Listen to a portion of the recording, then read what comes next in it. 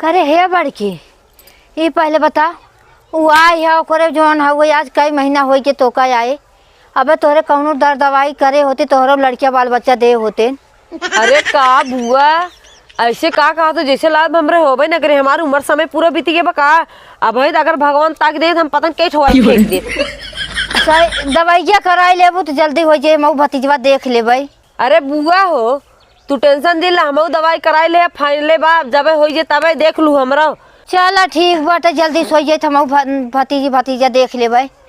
बहुत भागमाना देखा थे कहाँ बाटी चला है बाटी यार है।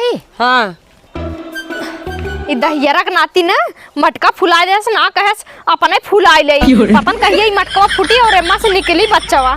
अरे राम हो छन पे छन इतना लेटरिंग लागता। फुआ हे फुआ हला तनी ले है अब पानी हम लेटरिंग जा। अरे कहाँ टोवा थे दीदी तनी तू ही ले है आवा।